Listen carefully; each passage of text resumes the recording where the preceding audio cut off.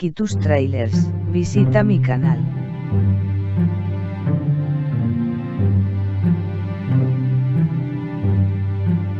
I was living in a house in Laurel Canyon, and Russ Meyer came to visit with a friend, an old Army buddy. Russ asked me, "What are you doing?" I told him, "Well, I've just been down to San Diego working with a naval officer on a World War II naval aviator story, in which he'd had a really foul-up squadron." And he said, "Oh, that reminds me of the Dirty Dozen." I said, "Who are they?" And he told me, a group of court-martial prisoners in a stockade in the south of England a few months before the invasion.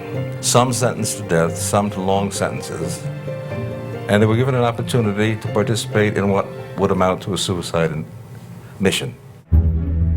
He had been sent to film them. He found them dirty, bearded, foul, obscene. He filmed and he turned in the footage. About 2 months later, he met some of his superior officers in France, and he asked, "Whatever became of those guys in the stockade?" And someone said they all perished in their mission. I said, "Gee, that's a fantastic story. I'd love to find out more." So Russ and I began to contact people he had served with in the Army. I began to build a body of research. I found old digests of court-martial cases. And as I read, I kept wondering, is this guy, is it this guy, is it this guy? It could be him, yeah. But never any confirmation. I continued research as I was writing it. It took me 4 years to write the book. My hope was that I would find the actual people, but I never did.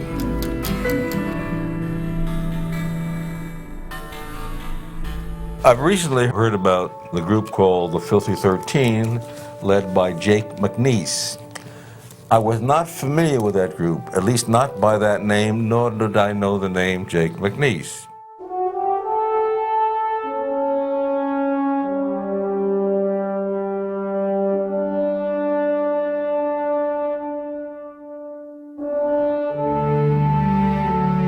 Jake McNiece is just a poor country boy from Depression-era Oklahoma. Jake felt he needed to be a part of the war, and if he was going to be, he wanted to see the most action that he possibly could. So he volunteered for the parachute regiment. Jake volunteered and became a member of the 506th Airborne. They used to laugh and tell the story that they had a 3 weeks crash course for paratroopers, when they would take 1,000 men and examine them, and they'd separate the men from the boys. And the second week, they would separate the fools from the idiots. And the third week, they'd take those idiots and jump them 5 times and make paratroopers out of them.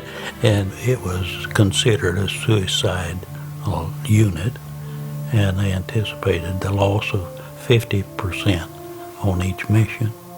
When you go in an infantry unit or an artillery unit, you may be sitting there and they'll open up on you with artillery from 8 or 10 miles beyond your range, and there's no way to fight them.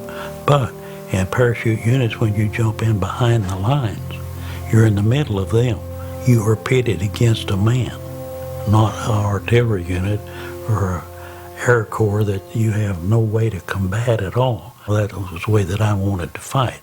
Jake was a troublemaker, all right? He joined the Army for one reason, to kill Germans, all right, to fight. And he could not identify with Army discipline. He could not see what saluting officers, what picking up cigarette butts or standing in formation had to do with training a man to fight. But Malcolm says, first time I ever seen McNiece, he's coming down the road with 2 MPs on him with shotguns on his behind, Who the heck's that guy? That's McNiece. So that's maybe the first introduction to this character. I went in just to make a contribution, if I could, to the war effort. And I didn't go for all that close order drill and stand and retreat and all that. Fellas come back and said he was at a reunion, and one of the officers said, "I don't believe that stuff in the book about not saluting and calling them by their first names and all." But we did. Our attitude was that we were there just to conduct warfare and not to use a bunch of military discipline and so forth. All the training that they had that was absolutely beneficial to me pursuing war, I engaged in it 100%, and I excelled in it. When you look all through American history, there's always a suspicion of the professional military, of discipline, of military regulations, and this feeling that the citizen soldier, based on his own inspiration, his own abilities, can overcome, can accomplish the mission, that he doesn't need a bunch of crease-pantsed West Pointers to tell him what to do. There are more books written by or about members of the 506 Parachute Infantry Regiment than any other airborne regiment in World War II. And there's a lot of really good regiments out there, like the 509th or the 504th, that have fought from North Africa, Sicily, Italy on. But what made the 506 unique is that experience they had at Toccoa. The 506, which was the first parachute infantry regiment that was ever trained as a regiment, and they called it Colonel Sink's Muscle College. And you trained as much as 12 to 14 hours a day, and most of it was physical training and conditioning. We had 25 and 30-mile field marches every night in wooded areas.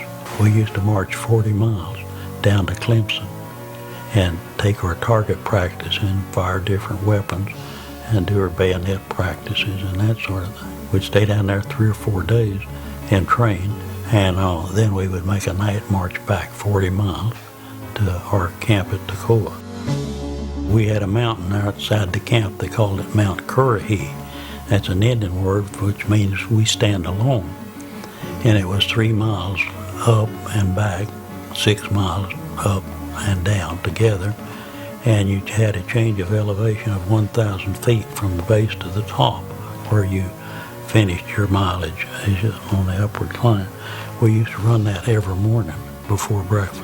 I've always had problems breathing. Even today, I only got 40 on one side and 60 on the other. But man, I was huffing and puffing getting up that mountain, I'll tell you that. But every day we ran the mountain, ran the obstacle course. Visita mi canal. If you didn't make it, you're out. That's all there was to it, you know. For the amount of people that were assigned to the 506 and the amount of fellas that we dumped on the way, you know. We call them rejects, but many a time since that time, we wish we had those men because they were good men. They just didn't make the grade. There were 6,000 of us that was trying to qualify for this thing. Out of the 6,000, there was only 1,500 of us that made it. When you weed out that many, what you're left with is a hardened group of men that could probably handle the experience of the horrors of combat a little bit better than say, even the Ranger battalions. For example, the Rangers, one of the most elite units of World War II. Very few of those guys will talk about their experience after the war. The 506, you can't get them to shut up about their experience. During our training in Toccoa, you know, running into Jake here and there and running the obstacle course and all. And eventually I went over to the 1st Battalion section, which was Jake's section. See. I was a demolition saboteur man. I had worked in construction and knew and understand tensile strengths of iron and metal and concrete. And so I went into it because we would be going to be used to blow up bridges and buildings and railroads and engines. We were demolition and all, and they want no parts of us guys. Sometimes you're walking down the street and they see those idiots, they could cross the street and go down the other side. They didn't know when we were going to yell. Or you go into a place and just for them won't yell, fire in the hole. Man, those guys are under the tables and everything, you know. They didn't know if we were going to set up a charge or not. They'd march along the road and throw me a stick of dynamite. And those guys would all duck, you know. We blew tops of trees off them and everything else, you know. And that's when Joe Oborowski got killed. And a week later, I got blown up. But being an Irish, it just bounced off, you know.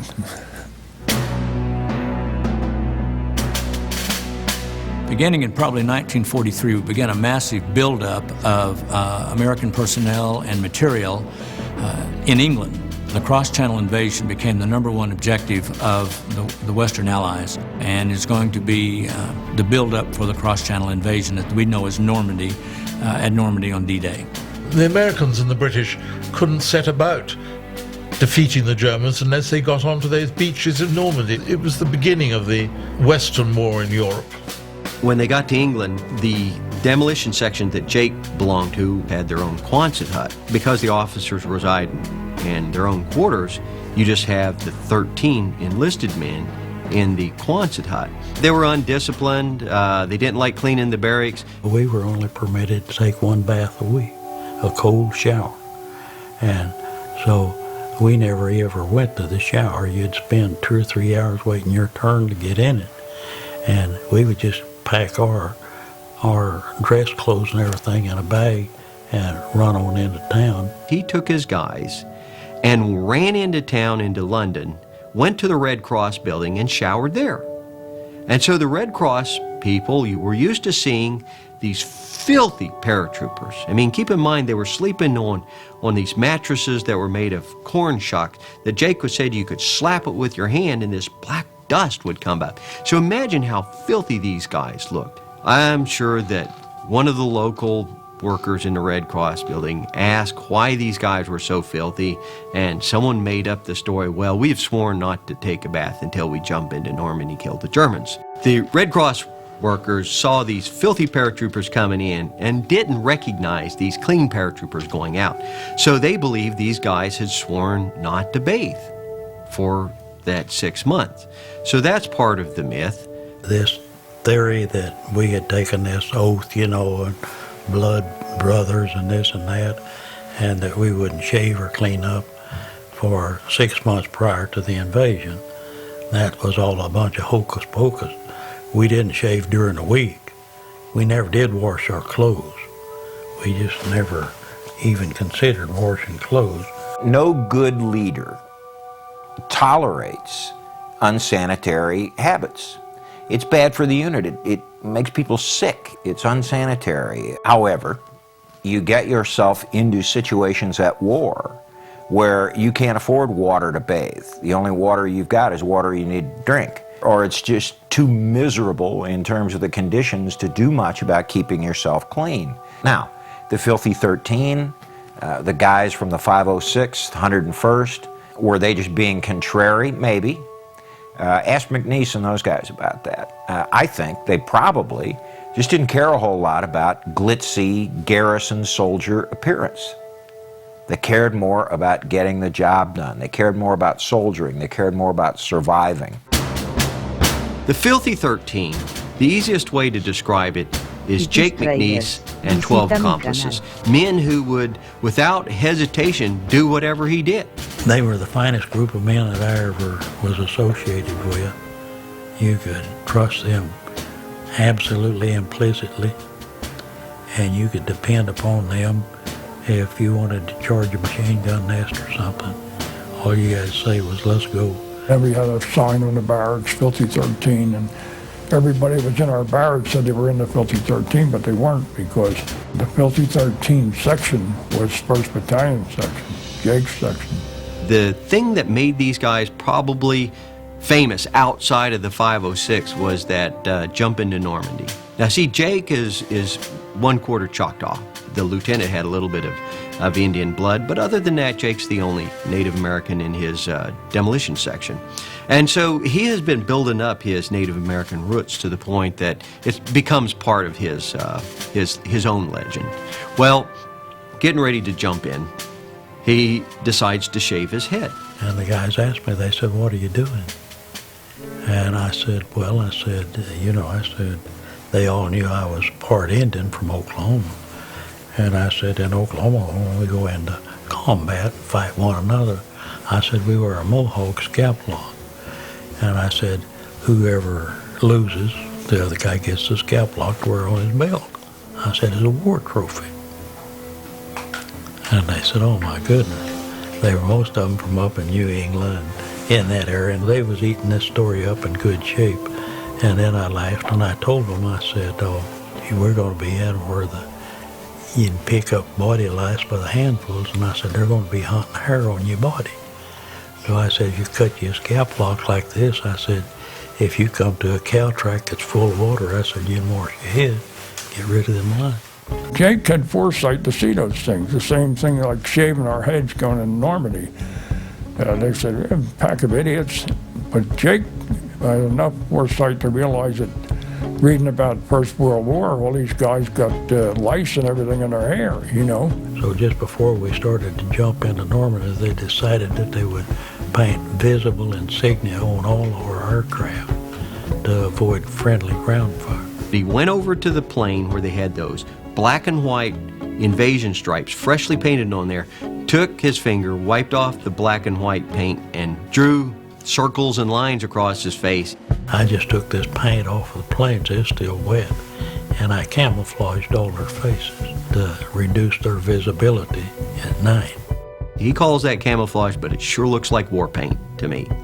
And when the rest of the guys asked him why, and he came up with this silly excuse for why he did it, almost all of them copied him without hesitation, okay? That is what Jake McNiece was.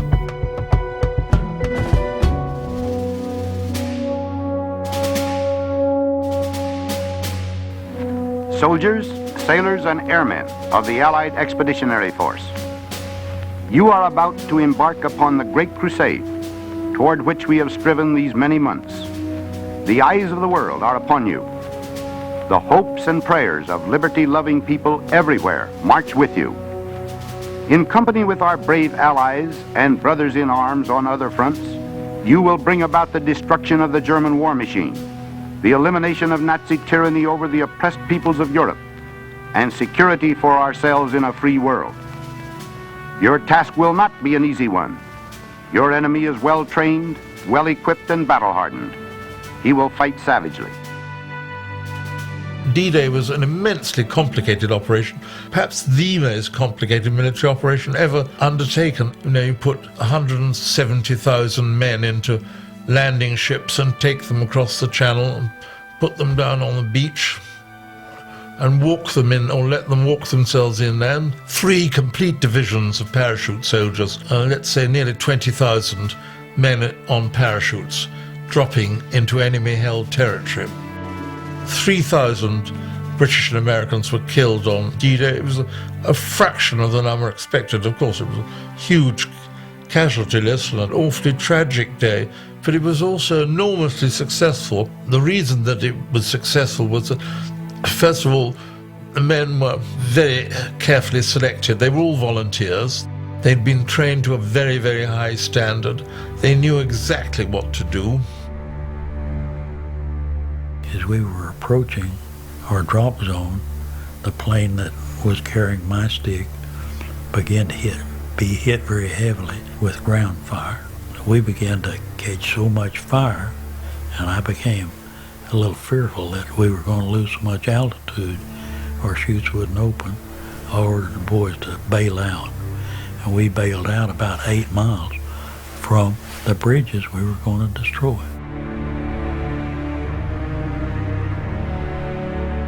Well, the Germans, the night that we jumped in there, their automatic weapons, about every 5th round of it was tracer ammunition. It looked like a 4th of July celebration. And it looked like a stream coming up at you, you know. It was just that close together. And you could hear it hitting the silk of your shoe. And you could have reached out in any direction and caught a handful of it. We landed right outside St. Mary Glees, where the famous Band of Brothers, the E Company, was fighting. And we bailed out there and had to go on down 8 miles to get to our bridges. And that's where we lost so many men. And they thought they were going to go and whip hell out of everybody right away. You know, it didn't work that way, because we found out in a hard way that, hey, these people have been at war for years before we got there. And the ground we were trying to take, they know every inch of it.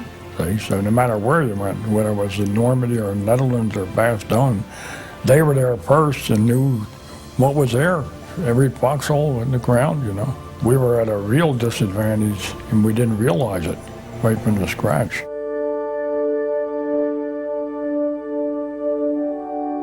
The Filthy 13 had a reputation from the beginning of the war on through, and a lot of the boys that came in wanted to be with the Filthy 13. It was quite an honor, and they knew that officers didn't fool with us, that I provided for the guys real good. I could butcher anything, you know, and we ate well, and we fought hard. So a lot of the new replacements that came in had already heard about the Filthy 13, and they wanted to be a part of it. And I never asked a man of mine to do anything that I didn't engage in. I led my group everywhere we went. I was always point man. And I did it for a couple of reasons. It gives them confidence in what you're attempting to do. And besides that, I had a lot more experience than any of them, and I could analyze the situation better. Certainly an ability to overcome fear is an absolutely crucial factor in being a good soldier. And some people do seem much readier to overcome fear than others do.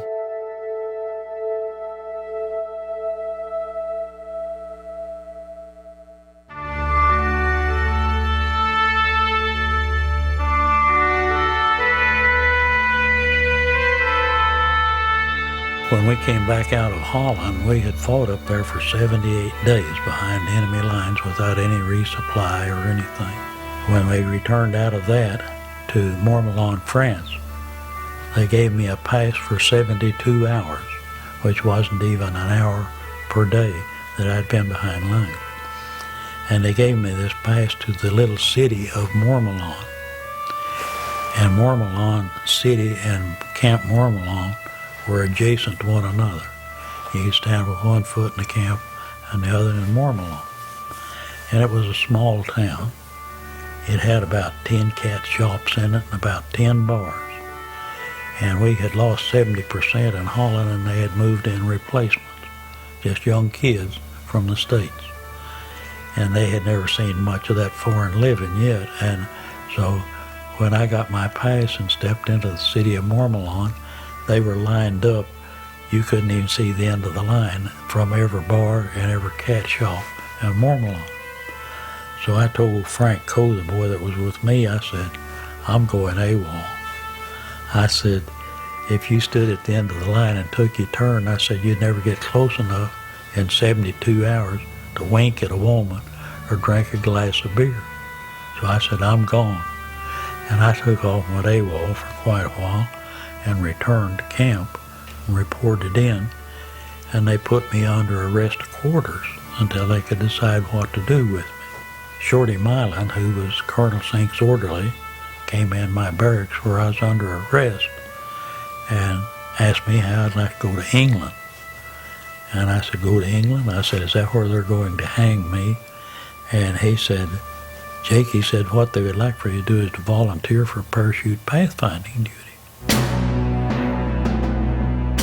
A pathfinder to this day, but beginning with the development of major airborne forces, the 101st Airborne Division, the 82nd Airborne Division, during World War II, was a specially trained paratrooper who could go in a very small unit ahead of a massive drop, like the kind you saw in Normandy with the 82nd and the 101st on D-Day.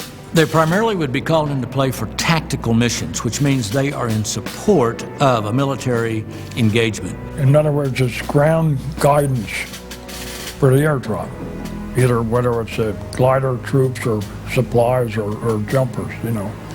But that's ground guidance is what it amounts to. They were the leading elements of the parachute divisions, which dropped first. Usually at night, and clandestinely by parachute jump into a zone and set up beacons, set up sometimes radio beacons, sometimes visual beacons that pilots of oncoming aircraft could spot, and thus make sure that they dropped either their cargo or their personnel in the right spot. It was a pretty tough assignment, and they usually lost 80 to 90% of their personnel on each mission.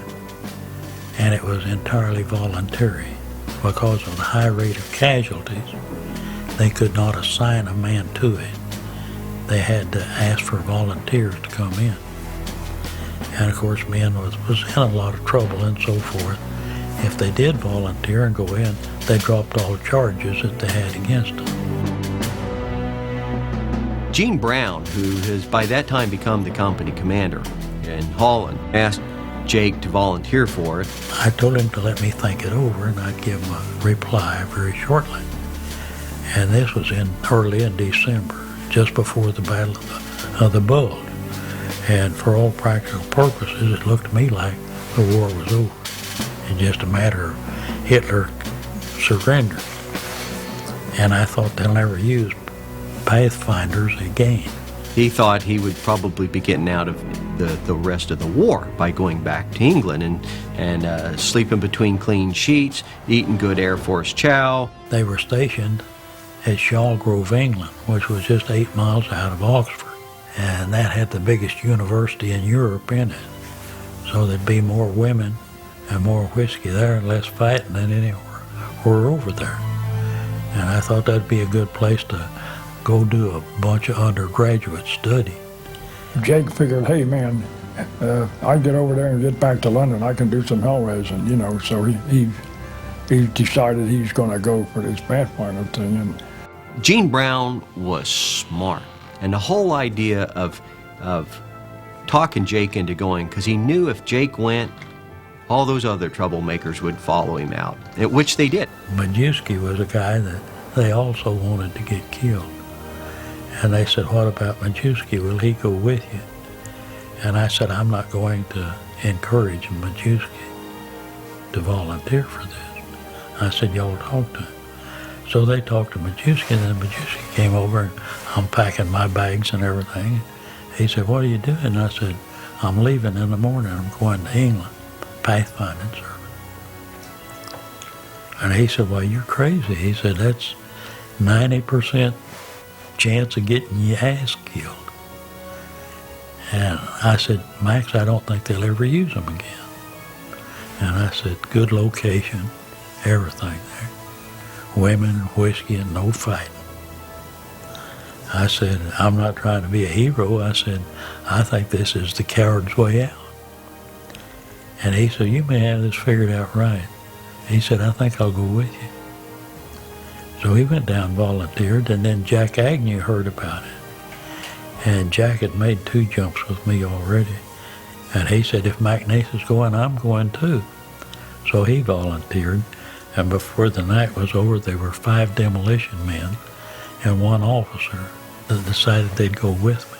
Lieutenant Schrabel Williams came in asking why half the original members of his platoon that had survived Holland were volunteering for Pathfinder duty. When Jake explained it to him, Schrabel Williams himself volunteered to go into Pathfinder duty because they all thought that would be neat ideas, sitting out the rest of the war in England.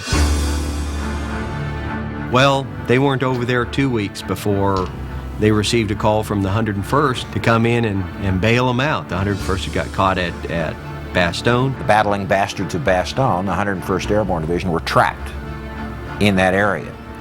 Winter, bad weather, snow, no flying weather, no way to break through. Germans surrounding them and pinching. They had to hold out in Bastogne. It was desperate because Bastogne was strategically, tactically vital. Was an area in which 7 roads leading all throughout that area met. Control that area, and you control all of those roads. And the longer they could hold Bastogne, the better opportunity they had to defeat the Battle of the Bulge, because Germany couldn't supply anything that was beyond that city, because we were controlling the main artery of highways and railroads. So the 101st Airborne Division was grabbed and said, you will hold this at all cost. Unfortunately, they were out of beans, bullets, and bandages. They were down to a few rounds for each individual rifle. They were desperate for resupply, but the only way to get resupply in was by air.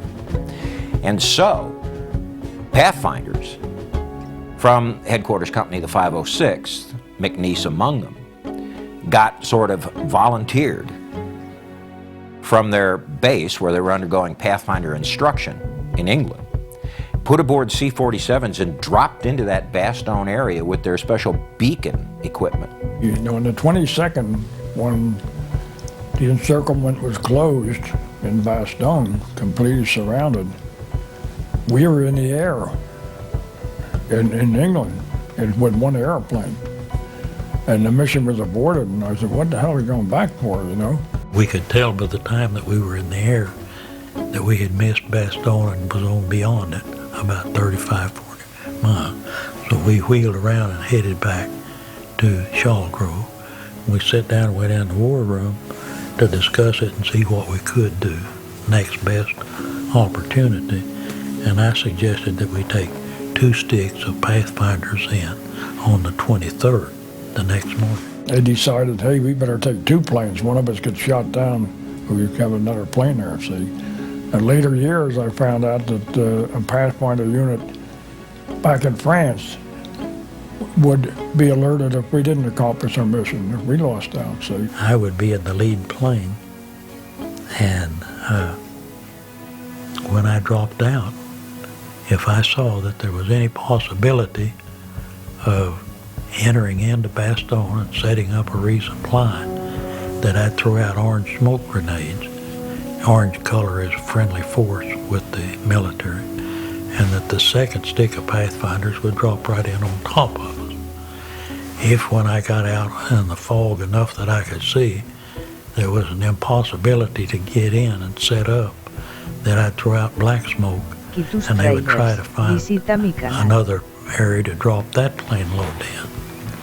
And I didn't have any confidence in the success of it at all, but they brought in a colonel, and they said he could fly in there without navigational equipment and drop me in Bastogne. And I still didn't have any confidence in it at all.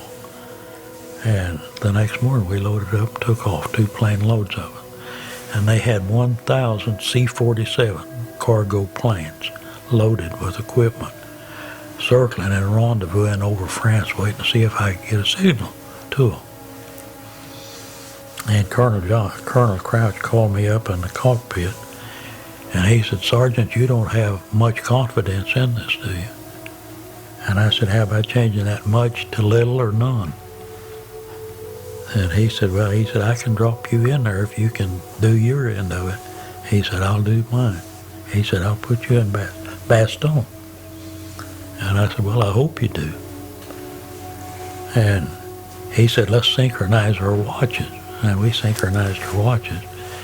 And he says, at 9:15, he said, "I'll pull down out of this fog and we'll be right over Lille, France." So we flew along till 9:15, and he pulled her down out of that fog, and we were right over Lille, France. He said, now at 9:42, he said, "I'll pull down and we'll be over Brussels." I said, "Well, let's see." So at 9:42, he pulled her down, and we was right on Brussels. He said at 10:15, he said, "I'll give you a green light and you jump and you'll be in Bastogne." So at 10:15, he pulled her down, and when I got in the air where I could see, well, I saw that we was dropping right between the 2 front lines, the Germans and the paratroopers. So of course I threw out all the orange smoke I had, and they dropped the other 10 right on top of it. And there was a big graveyard right on the edge of town. Had these huge stones in it like most of the Catholics use. And I started slipping my chute and guiding toward that stone. We were dropping in front of C Company, and the minute they saw us, and the Germans were trying to knock us out of there, they opened up with everything they had to button up the crowd. And we got on the ground and got in that graveyard and worked on into Bastogne. And in 30 minutes, we had our CRN4 sets and our lights and our panels out, and had contact with the planes, 1,000 of them that was over France, circling to see if we could get signals. And in about 45 minutes, the first planes arrived and dropped all this equipment in on us. And in 3 days, I ran my sets for 3 days and brought in 1,440 tons of equipment. Ammunition, medicine, food, everything we need to fight with.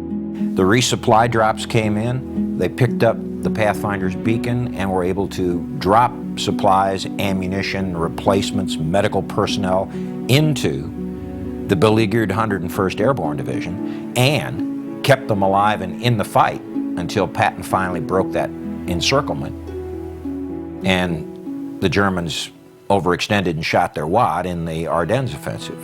And what history tends to overlook is that these airborne resupply drops didn't come in because the clouds miraculously parted. You know, that allowed the planes to fly, but no one really knew where the German lines ended and the American lines began. 5 of the Filthy 13 were part of that crew that, I'm going to say, saved Bastogne, because we went in there on the 23rd. Patton didn't get there to the 26th. So Patton didn't save Bastogne. Our guys were shooting back, chasing the crowds before we even got there. That is rated as the most successful and important combat mission of all military history of the United States. And the 101st Airborne was awarded the Presidential Unit Citation for a division, the only time that it had ever been issued up to then, and it's never been issued again. It was a complete success. They recommended that the Pathfinders be awarded the Silver Star for their participation in it. This Colonel Crouch got a Silver Star out of it. And they recommended that each one of us Pathfinders be awarded the Silver Star. And Colonel Singh, of course, got to have his approval. He said, hell no. He said, just give them another Bronze Star. He said that's what we expect out of our people. So I got 2 Bronze Stars in the Battle of the Bulge. After the Bastogne jump, when those guys finally went back to England, Jake said that Colonel Zink sent a message to the Pathfinder company. It says, you send those guys back over here, evidently I can kill them off faster than you can. Well, the company commander allowed all his 506 guys to go back except for Jake McNiece, because even though Jake's still a busted private, the man's a leader. And the company commander had turned to Jake to be his acting first sergeant. Jake stayed on, and they made another jump, but you never hear about. So Jake and I, up to Bastogne, were the only ones that had 3 jumps. And some of the 82nd may have had 3 because they've jumped in Africa and Sicily and Italy and the Netherlands, you know. But there's only 2 of us that lived through 4. The average lifetime of combat paratroopers was just 1.5 jump. We had some replacements come in at the last of the war, and one of them asked me, he said, McNiece, he said, have you ever figured out how you made 4 jumps, lived through? I said, yeah, I think I know. I said, I was the biggest goof off the Army ever saw. And I said, at that time, I said, the Lord only had 2 places he would put people, heaven or hell. And I said, he didn't want me in either one of them, afraid I'd mess it up.